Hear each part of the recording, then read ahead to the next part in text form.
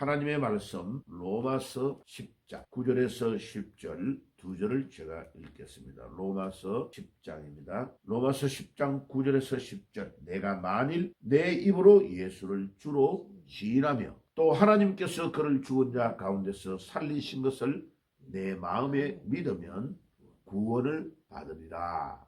사람이 마음으로 믿어 의에 이르고 입으로 시인하여 구원에 이르느니라. 아멘. 주님, 오늘도 우리에게 이 놀라운 말씀대로 성령이 역사하는 것을 체험하게 하옵소서. 기도하시기를 바랍니다. 자, 오늘은요, 썸네일의 제목대로 성령에 대한 용어들이 아주 많이 있습니다. 성령의 임재는 무엇이며, 성령 세례는 무엇이며, 성령 충만은 무엇을 성령 충만이라 하고, 성령 세례와 성령 충만의 차이는 무엇이며, 또 네 번째로 성령의 내주는 무엇일까, 혹은 내재라고 하기도 합니다. 성령의 내주, 성령의 내재가 무엇인가, 오늘 말씀을 통해서 약간 구분을 해야 되겠습니다. 자, 오늘 로마서 10장을 왜 읽었냐면 사도행전을 하는 중에 성령의 이야기가 많이 나오기 때문에 용어를 정리해야 될 필요성이 있기 때문에 이 구절을 읽었습니다. 성령님께서 우리에게 임재하시면 어떤 일이 일어나느냐? 예수가 나의 구주 되심을 믿고 고백하게 됩니다. 그게 로마서 10장 9절에서 10절입니다. 그러니까 우리가 우리의 힘으로 예수를 믿는 게 아니고 하나님의 성령이 우리 안에 임재하실 때 우리 안으로 들어오신다는 거죠. 주의 성령이 우리 안에 임재하실 때에 그렇게 믿어지지 않았던 예수가 나의 구주인 것이 믿어지는 고백을 할 수 있는 것입니다. 그때에 두 가지를 믿게 됩니다. 예수님이 나의 죄를 위해서 돌아가셨구나. 그러면 어떻게 돼요? 회개가 일어납니다. 아, 내가 죄인이었구나. 나와 같은 죄인을 위하여 예수님이 이곳에 오셨구나. 그러면 귀신이 걸렸던 자는 귀신이 떠나가고 하나님의 성령이 임하면 막 기쁨이 넘칩니다. 얼굴 표정이 순식간에 달라집니다. 그래서 전도할 때에 예수 영접을 하면 얼굴 표정이 순식간에 바뀌는 것을 볼 수 있습니다. 제일 정확하게 볼 수 있는 것은 무당 같은 사람들 있잖아요. 귀신에게 잡혀가지고 무당 노릇을 하거든요. 그런데 예수 그리스도를 구주로 영접하는 순간에 그 무당에게 역사했던 귀신이 순식간에 확 떠나가는 일이 일어납니다. 그게 예수의 성령이 우리 안에 들어왔다는 것을 입증하는 사건입니다. 누가복음 11장 5절에서 13절도 그 이야기가 나오고 요엘서 2장 28절과 32절에 강림하는 성령의 사건이 입체적으로 나타난다고 예언되어 있고 그대로 사도행전 2장의 요엘서의 예언이 그대로 성취가 된 것입니다. 자, 그래서 여러분들 우리가 예수님을 진정으로 믿는다는 것은 성령이 우리 안에 임재하시는 것을 말합니다. 그리고 그 성령님을 우리가 또 전적으로 의지하지 아니하고 예수님의 임재를 체험했는데 또 대부분의 사람들은요 세상으로 이렇게 발을 담그고 들어갔다가 나왔다가 양다리를 걸치는 삶을 살 때가 많습니다. 그런데 성경을 읽다가 또 중요한 집회에 참석해서 하나님의 말씀을 듣다가 이렇게 특별한 순간에 완전한 변화 터닝 포인트가 되는 철저한 회개와 기쁨이 체험되는 계기가 나옵니다. 그리고 한 번만에 사도 바울처럼 다메스커스로 가다가 부활하신 주님을 만나서 성령이 임재하면서 성령이 세례를 주시는 경우도 있습니다. 그런데 그렇지 않은 경우도 있다는 것을 기억해야 됩니다. 사도행전 1장 5절에 사도행전 11장 16절에 보면 성령의 세례를 받을 것이다 라고 예언한 그대로 성령 세례를 받는 경우가 많습니다. 자, 그러면 이렇게 순간적으로 딱 성령의 이런 놀라운 세례를 통하여 통에 잡아가며 거듭남 체험을 하는 이런 역사가 일어날 때에 그것을 단회적으로 일어나는 사건을 사도행전에서 성령 세례라고 표현하고 있습니다. 그런데 네덜란드의 아브라함 카이프라는 이 위대한 박사님이 착각을 했는지 잘못 이렇게 주장을 해가지고 이분의 영향을 많이 받아서 저수지 이론이라는 틀린 이론을 이분이 주장하게 돼가지고요. 네덜란드에 공부를 하고 온 사람들이 이런 말을 합니다. 저수지에 가물을 때 물을 쫙 저장해 놓고 농번기에 이렇게 저수지에 물을 딱 나오도록 해가지고 농사를 짓는 것처럼 저수지 이론을 주장한 이 아브라함 카이프의 말을 듣고 사도행전 1장과 2장의 성령의 충만의 사건은 단회적으로 한 번만 일어나지 저수지에 물이 딱 고여있는 것처럼 그때 2000년 전에 임하였던 그것을 우리가 조금씩 이렇게 빼먹는 거지 지금은 재현되는 것이 아니다라고 주장하는 학자들이 있습니다. 제가 신학교 다닐 때 그래가지고요. 그 신학교의 교수 2명이 정반대로 대립을 해가지고 결국은 맞게 말한 교수가 쫓겨났어요. 이 저수지 이론이 틀렸다라고 주장한 구약 성경을 해서 믿는 그분이 오히려 바른 말을 해가지고 쫓겨나는 일이 일어났습니다.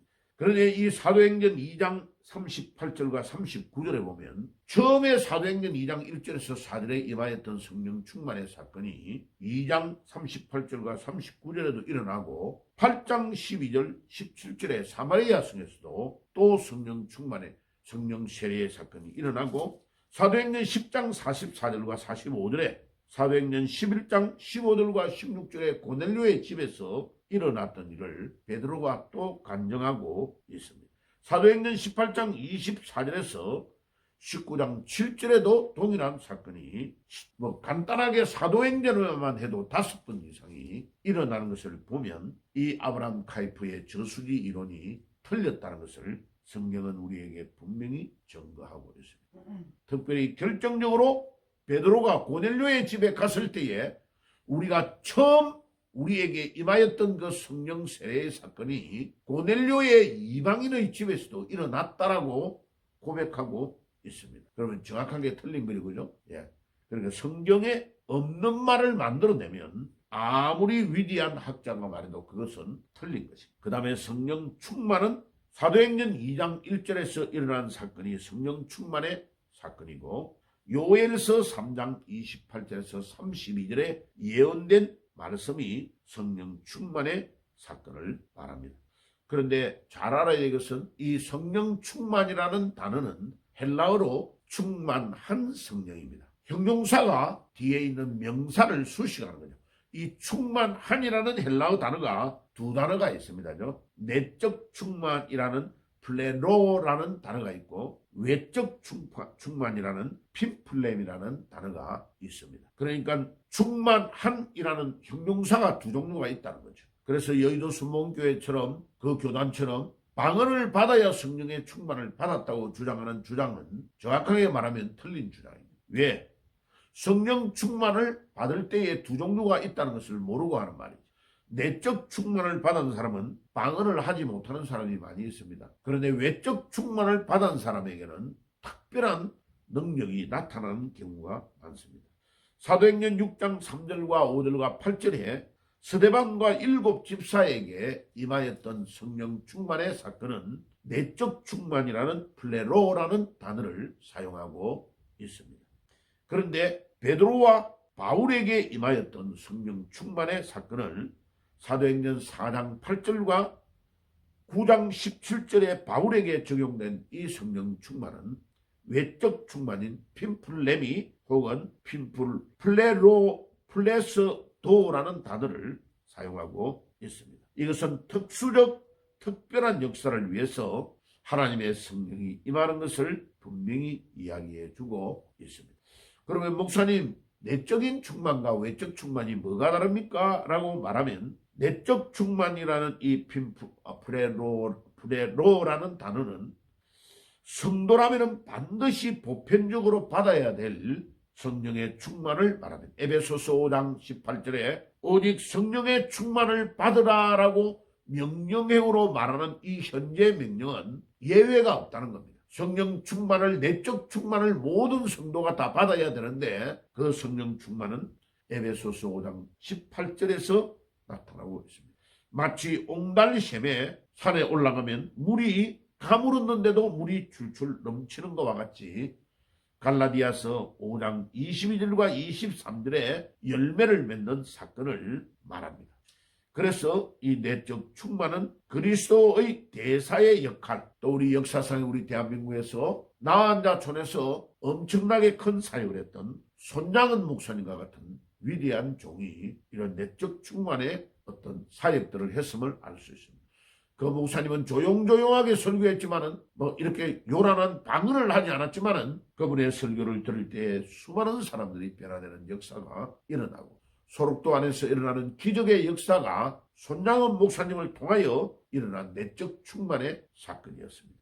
그러면 외적 충만은 어떻게 나타나느냐? 베드로와 바울과 같이 특수적인 특별한 역사를 할 때에 빈 그릇에 물을 부어서 흘러 넘치게 하는 것과 같은 사역, 특별한 방언, 외적인 기적, 죽었던 자가 살아나고 손수건만 던져도 병이 낫는 역사, 사람이 지나가는데 그림자만 지나가도 역사가 일어나는 특별한 사역들이 복음을 전할 때 일어나는 사건이 있는데 바로 이 사건이 외적 충만에서 일어나 나에게는 전혀 없는데 외부에서 하나님의 능력으로 부어주시는 충만을 외적 충만, 헬라어로는 핀플레미 혹은 플레스도라는 단어로 사용하고 있습니다. 자, 성령의 역사는 단회적인 사건이 아니고 지금도 성령의 충만은 계속되고 있고 사도행전 1장과 2장에서 말씀하는 대로 언약을 붙잡고 집중적으로 기도하면 지금도 성령의 충만의 역사는